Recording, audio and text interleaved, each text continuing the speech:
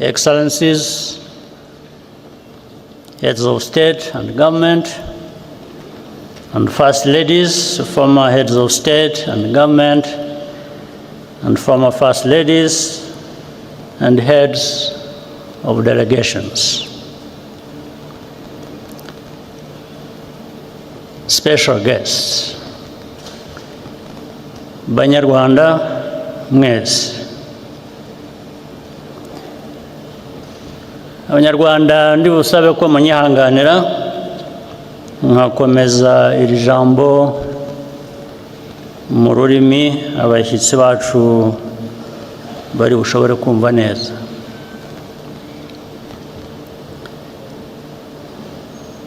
Today, our hearts are filled with grief and gratitude in equal measure. We remember our dead and are also grateful for what Rwanda has become. To the survivors among us,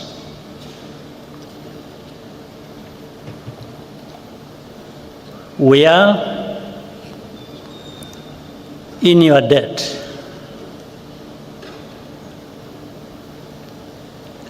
We asked you to do the impossible by carrying the burden of reconciliation on your shoulders, and you continue to do so, continue to do the impossible for our nation every single day, and we thank you.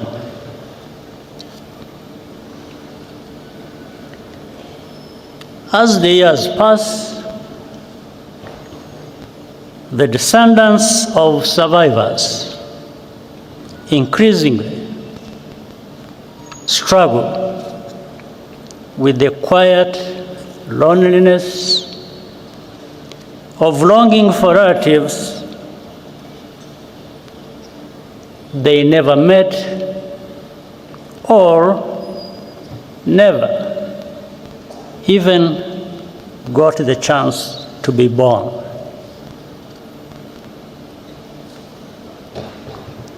Today, we are thinking of you as well. Our tears flow inward, but we carry on as a family. Countless Rwandans also resisted the call to genocide. Some paid the ultimate price for that courage, and we honor their memory. Our journey has been long and tough. Rwanda was completely humbled by the magnitude of our loss, and the lessons we learned are engraved in blood.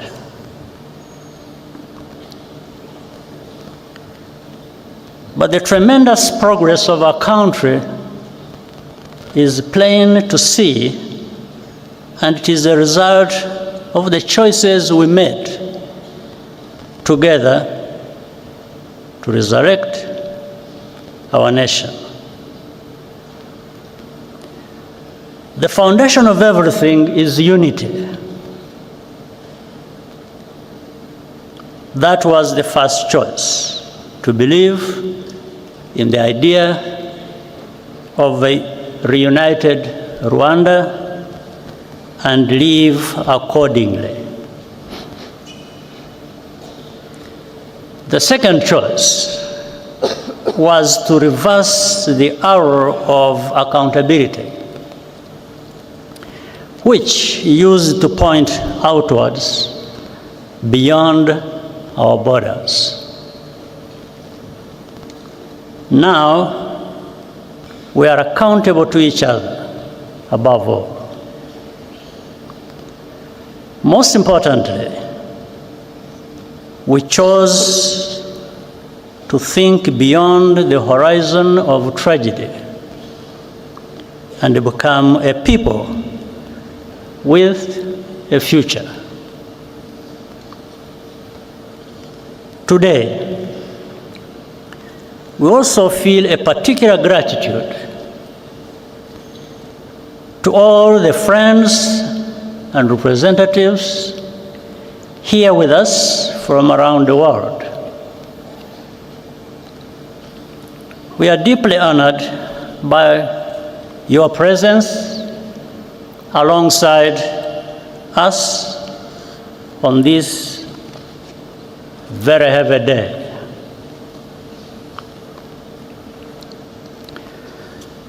The contributions you have made to Rwanda's rebirth are enormous and have helped us to stand where we are now.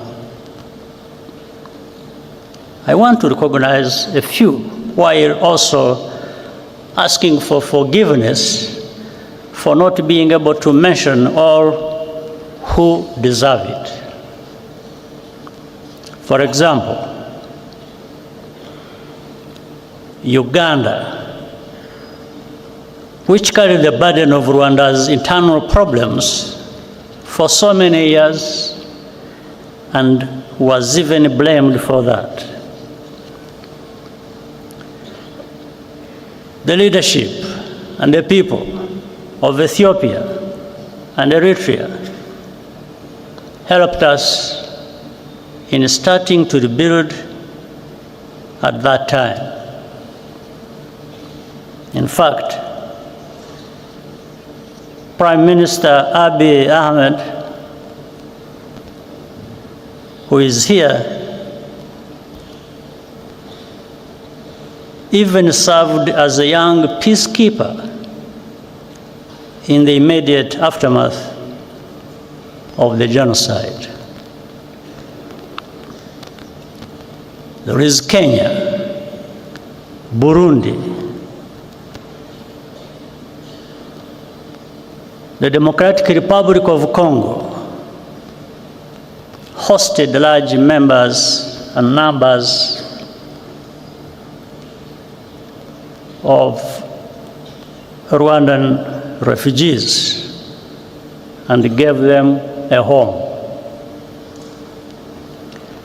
Tanzania as well, and also played a unique role at many critical points, including hosting and facilitating the Arusha peace process. And here, I must single out the late President Julius Nyerere, who embodied the spirit which laid that foundation. The Republic of Congo has been a productive partner in rebuilding and more. Many of the countries represented here today also sent their sons and daughters to serve as peacekeepers in Rwanda. Those soldiers did not fail Rwanda. It was the international community which failed all of us, whether from contempt or cowardice. Among those here with us today, I salute the widow and daughter of the late Captain Mbaye Diagne of Senegal, who died a hero as he rescued many Rwandans from death. At the United Nations Security Council in 1994, moral clarity came from Nigeria, the Czech Republic, and even as far away as New Zealand. Their ambassadors had the courage to call the genocide by its rightful name and resist political pressure from more powerful countries to hide the truth. Ambassador Ibrahim Gambari of Nigeria and Czech Ambassador Karol Kovenda are here with us today, and we applaud you.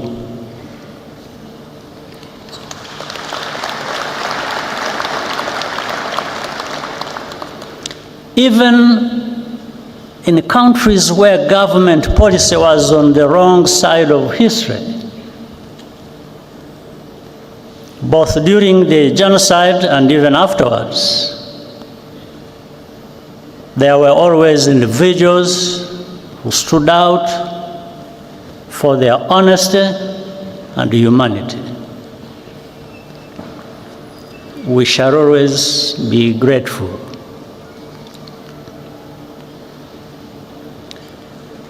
We also appreciate the tangible support we have received from partners beyond our continent over the past 30 years. In Europe, the United States, Asia, and many international organizations and philanthropies. A notable example of solidarity came to us from South Africa. One among many. Indeed, the entire arc of our continent's hopes and agonies could be seen in those few months of 1994. As South Africa ended apartheid and elected Nelson Mandela president, in Rwanda, the last genocide of the 20th century was being carried out. The new South Africa paid for Cuban doctors to help rebuild our shattered health system and opened up its universities to Rwandan students, paying only local fees. Among the hundreds of students who benefited from South Africa's generosity, some were orphaned survivors, others were the children of perpetrators, and many were neither. Most have gone on to become leaders in our country in different fields. Today, they live a completely new life. What lessons have really been learned about the nature of genocide and the value of life?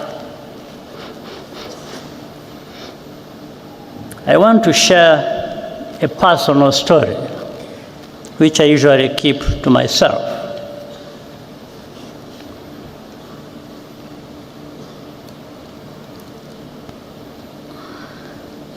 My cousin in fact, a sister, Florence,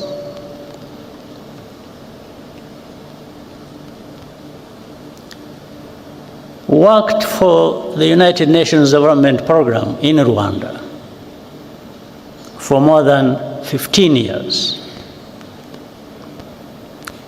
After the genocide started, she was trapped in her house near the Camp Kigali Army Barracks with her niece and other children and neighbors, around a dozen people in total.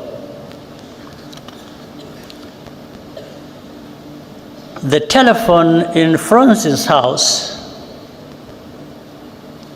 still worked, and I called her several times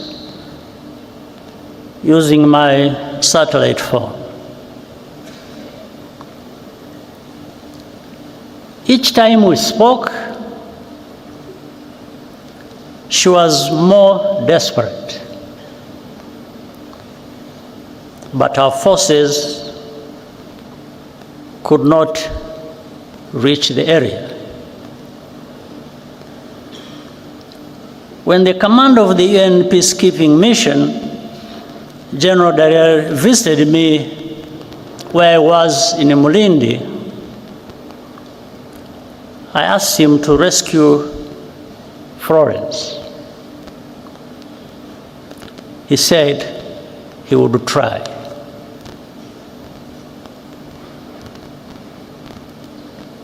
The last time I talked to her, I asked her if anyone had come. She said no, and started crying.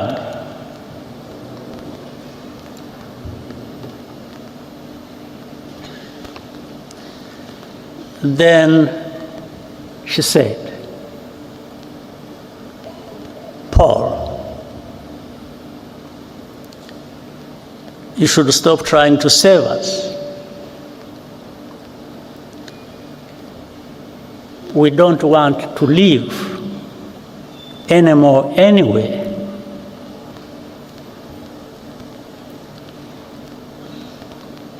I quickly understood what she was saying, and she hung up.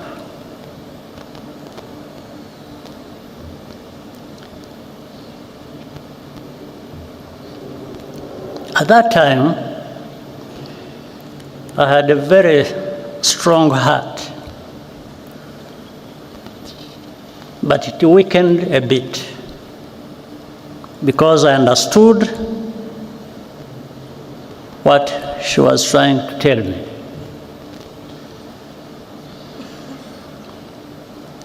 On the morning of May 16th, following a month of torture, they were all killed, except for one niece who managed to escape, and thanks to a good neighbor. It later emerged that a Rwandan working at the UNDP betrayed his Tutsi colleagues to the killers. Witnesses remember him celebrating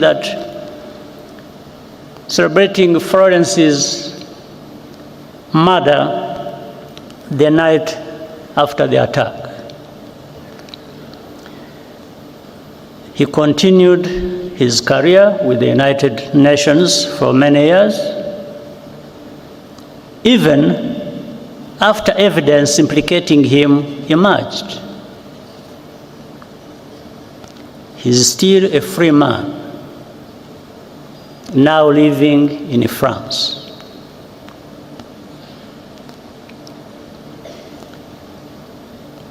I asked General Dallaire what happened. He said that his soldiers encountered a militia roadblock near the house, and so they turned back just like that. Meanwhile, he conveyed to me an order from the United States ambassador to protect diplomats and foreign civilians evacuating from or by road to Burundi from attack by the militias. These two things happened same time. I do not need to be instructed to do something that goes without saying. That's what I was going to do.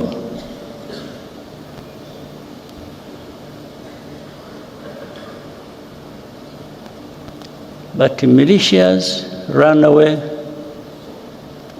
or rather peacekeepers ran away from militias, were manning a roadblock.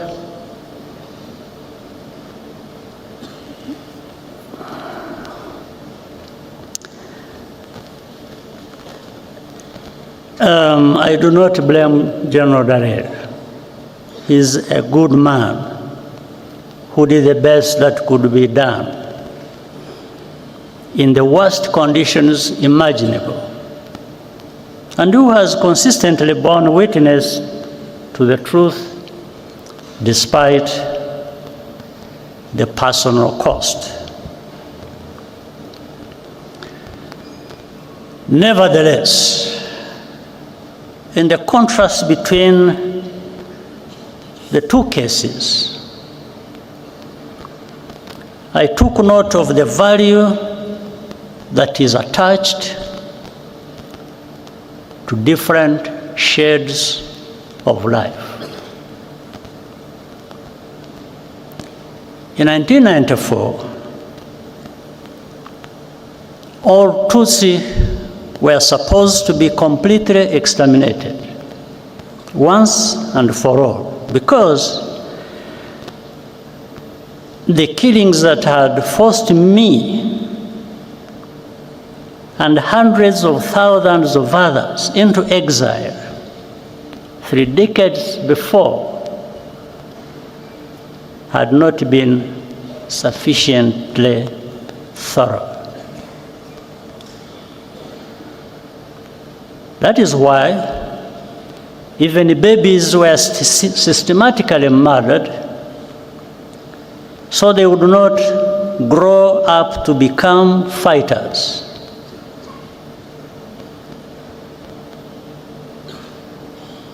Rwandans will never understand why any country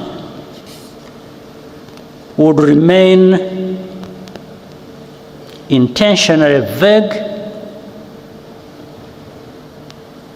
about who was targeted in the genocide. I don't understand it. Such ambiguity is in fact a form of denial which is a crime in and of itself, and Rwanda will always challenge it.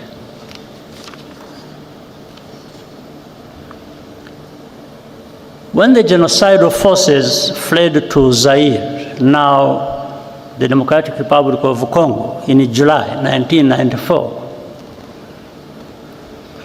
with the support of the external backers, they vowed to reorganize and return to complete the genocide. They conducted hundreds of cross-border terrorist attacks inside Rwanda over the next 5 years, targeting not only survivors, but also other Rwandans who had refused to go into exile, claiming thousands more lives. The remnants of those forces are still in eastern Congo today, where they enjoy state support in full view of the United Nations peacekeepers,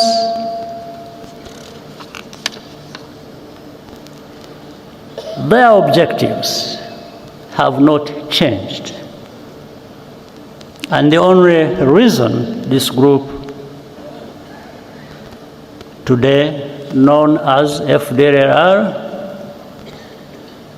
has not been disbanded is because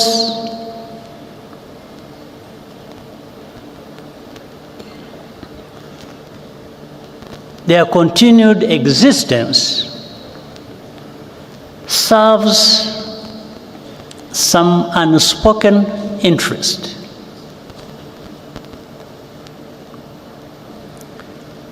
As a result, hundreds of thousands of Congolese Tutsi refugees live here in our country, in Rwanda, and beyond, completely forgotten, and no program of action for their safe return. Have we really learned any lessons?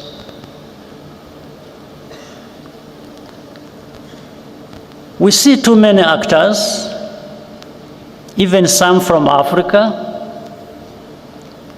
getting directly involved as tribal politics is given renewed prominence and ethnic cleansing is prepared and practiced.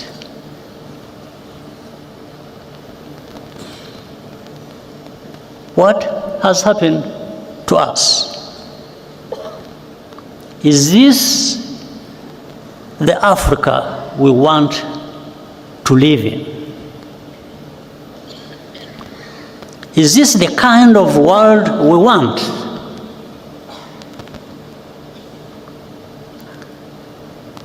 Rwanda's tragedy is a warning. The process of division and extremism, which leads to genocide, can happen anywhere if left unchecked. Throughout history, survivors of mass atrocities are always expected to be quiet, to censor themselves, or else be erased and even blamed for their own misfortune. Their testimony is living evidence of complicity, and it unsettles the fictions which comfort the enablers and the bystanders. The more Rwanda takes full responsibility for its own safety and dignity, the more intensely the established truth about the genocide is questioned and revised.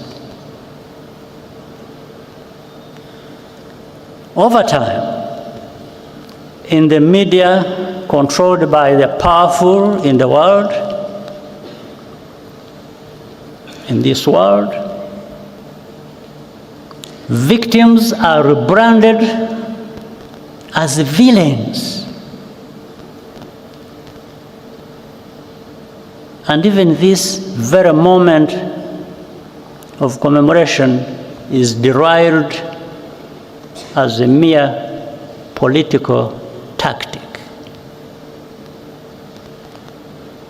It is not. It never has been. Our reaction to such a hypocrisy is pure disgust.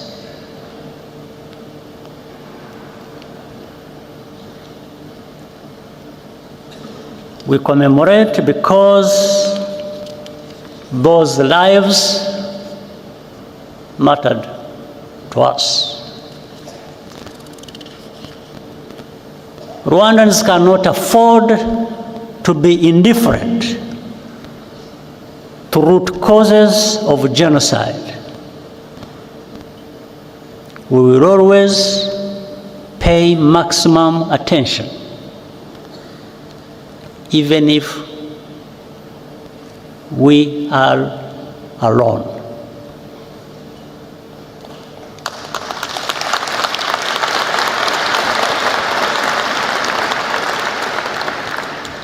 But what we are seeking is solidarity and partnership to recognize and confront these threats together as a global community.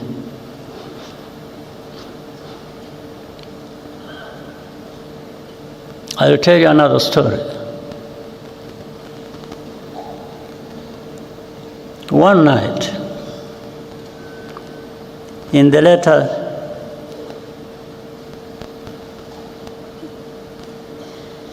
days of the genocide, I received a surprise visit past midnight from General Dallaire.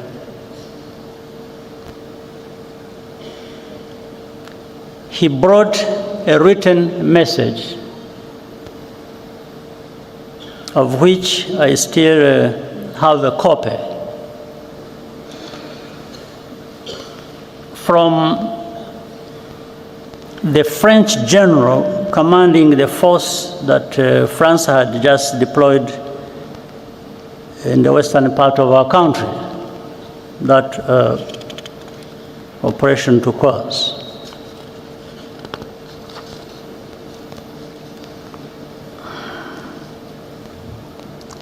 The message said that we would pay a heavy price, meaning those of us, the RPF, if our forces dared to try to capture the town of Butare, that is in the southern part of our country. So, and General Dallaire gave me additional advice. He said, in fact, he warned me. He said that the French had attacked helicopters and all kinds of arms.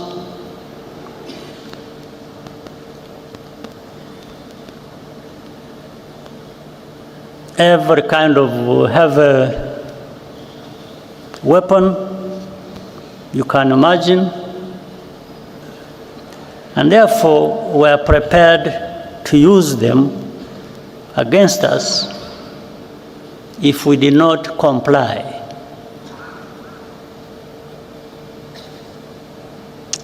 I asked Dallaire, I asked him whether French soldiers bleed the same way ours do. I asked him whether we have blood in our bodies. Then I thanked him and told him that he should just go and have rest and sleep, and have his sleep. After giving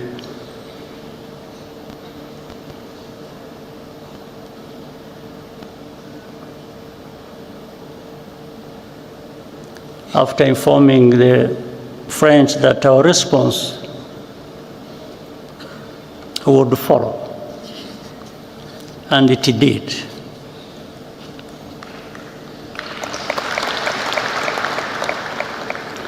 I immediately radioed the commander of the forces that were actually in that direction, in that area. Is called Fred Ibingira.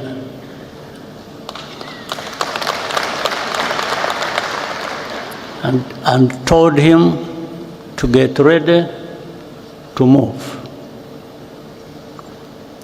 and move to fight. We took Butare, which we were being warned not to enter. We took that town at dawn.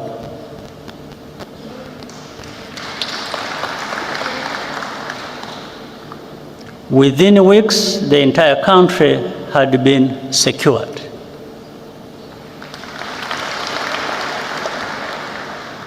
And we began rebuilding. We did not have the kind of arms that were being used to threaten us. But I reminded some people that this is our land, this is our country. Those who bleed will bleed over it.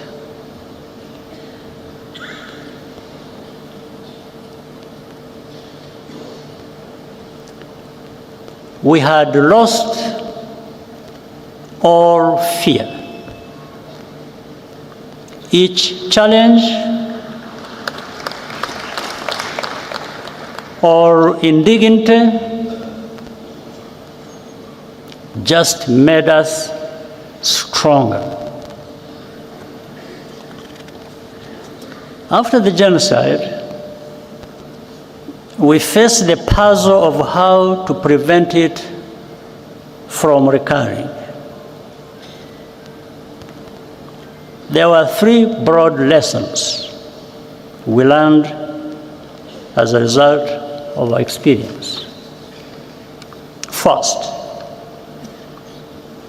only we as Rwandans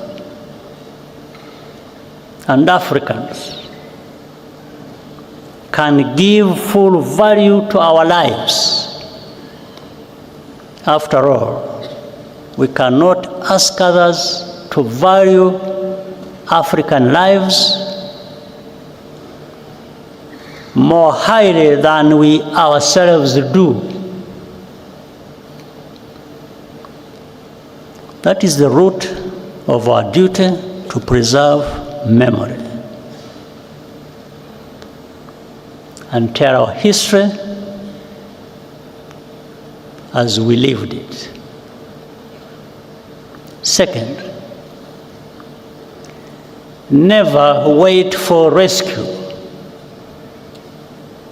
or ask for permission to do what is right to protect people.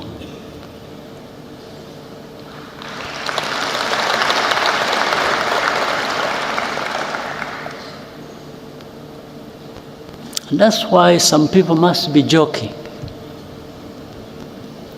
when they threaten us with all kinds of things and they don't know what they're talking about.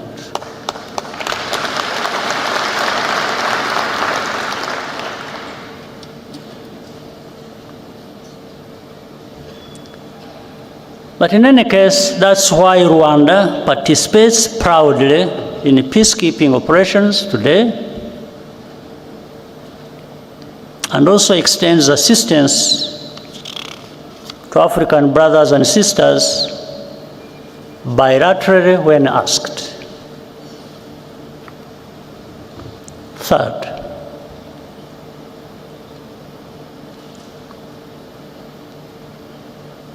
stand firm against the politics of ethnic populism in any form.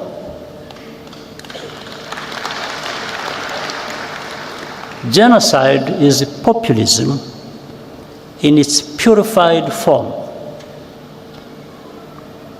because the causes are political. The remedies must be as well. For that reason, our politics is not organized on the basis of ethnicity or religion, and it never will be again.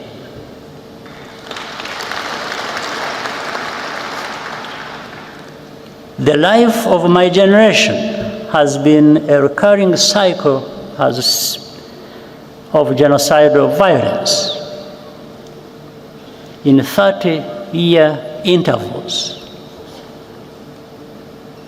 From the early 1960s to 1994, to the signs we see in our region today in 2024. Only a new generation of young people have the ability to renew and redeem a nation after genocide. Our job was to provide the space and the tools for them to break the cycle. And they have. What gives us hope and confidence are the children we saw in the performance area, or the youth who created the tradition of Walk to Remember that will occur later today. Nearly 3/4 of Rwandans today are under age 35. They either have no memory of the genocide or were not yet born. Our youth are the guardians of our future.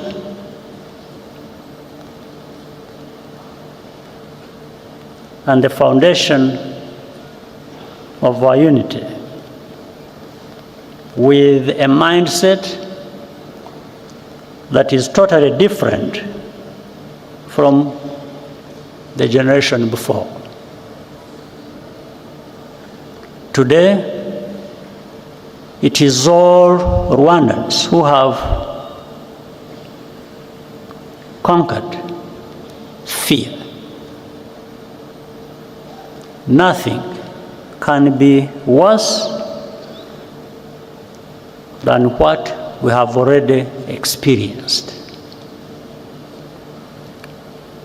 This is a nation of 14 million people who are ready to confront any attempt to take us backwards.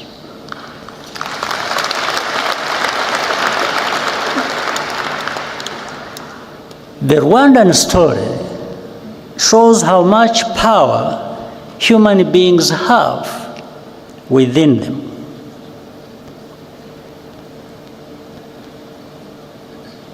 Whatever power you do have, you might as well use it to tell the truth and do what is right. During the genocide, people were sometimes given the option of paying for a less painful death. There is another story I learned about at the time, which always sticks in my mind, about a woman at a roadblock in her final moments.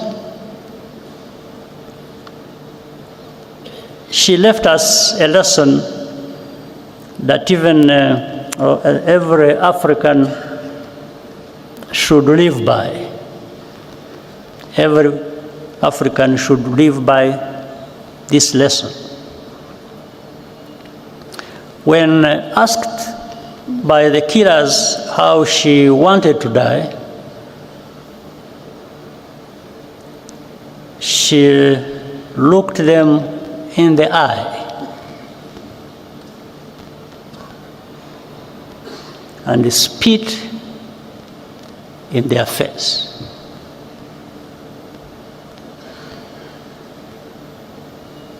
Today, because of the accident of survival, our only choice is what life we want to live.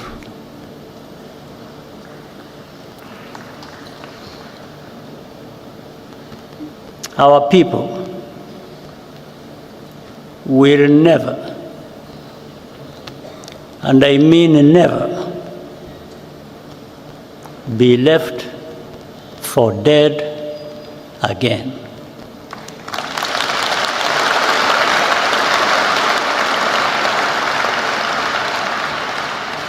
I thank you.